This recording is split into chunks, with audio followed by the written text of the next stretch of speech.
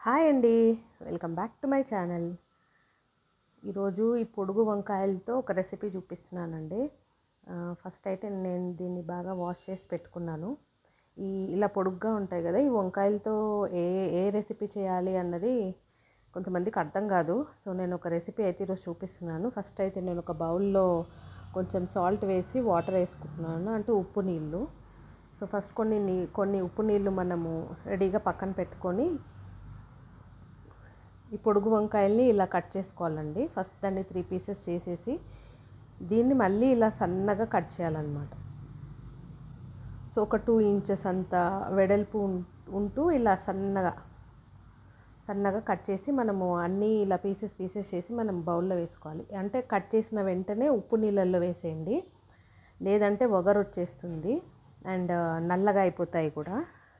అంటే ఉప్పు నీళ్ళల్లో వేయకుండా మనం వండేస్తే వగరు వస్తుంది, కాబట్టి కంపల్సరీ కట్ చేయగానే ఉప్పు నీళ్ళల్లో వేసి మనం వాటిని కొంచెం పిసికినట్టుగా చేసి అప్పుడు కర్రీ చేసుకుంటే మంచి టేస్ట్ వస్తుంది. ఇది ఒక చిన్న టిప్ అండి. సో అన్నీ కట్ చేసుకున్న తర్వాత నేను ఇప్పుడైతే ఒక కుండ పెట్టుకొని అందులో ఒక 2 స్పూన్స్ ఆయిల్ వేస్తున్నాను.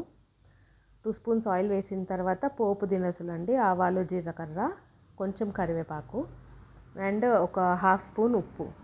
సో ఇవన్నీ వేసేసి కలిపేసుకోవాలండి. ఫస్ట్ ఇలా కలిపేసుకున్న తర్వాత ఇప్పుడు మనము ఇందాక గిన్నెలో వేసుకున్నాం కదా ఆల్రెడీ. సో ఈ వంకాయ పీసెస్ అన్నిటిని ఇలా పిసికినట్టుగా చేసి కడిగినట్టుగా పిసికినట్టుగా చేసి, మనం మరీ గట్టిగా అనొద్దండి పిసకడం, అంటే కొంచెం లైట్గా పిసికినట్టుగా చేసి మనం ఈ కుండలో వేసేసుకోవాలి ఆయిల్లో. సో ఇలా పీసెస్ అన్నీ వేసేసుకున్నాక మనం దీన్ని బాగా కలిపేసుకోవాలి. ఇప్పుడు ఫస్ట్ అయితే ఇలా బాగా కలిపేసుకొని మూత పెట్టుకోవాలండి. మూత పెట్టుకొని ఒక 5 మినిట్స్ దీన్ని బాగా కుక్ అవ్వాలి. ఇలా 5 మినిట్స్ అయిపోయిన తర్వాత చూస్తే మనకి ముక్కలు కొంచెం మెత్తగా అయిపోతాయి.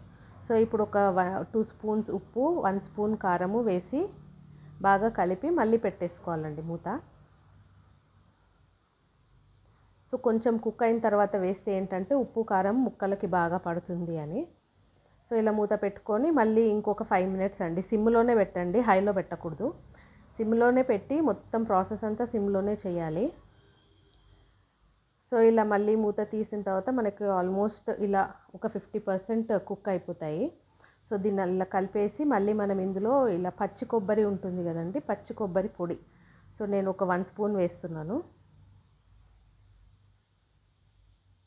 ఇలా వేసిన తర్వాత మనం దీన్ని కలిపేసుకోవాలి. పచ్చి కొబ్బరే వేయాలండి, ఎండు కొబ్బరి వేయకూడదు, టేస్ట్ వేరేలాగా వచ్చేస్తుంది.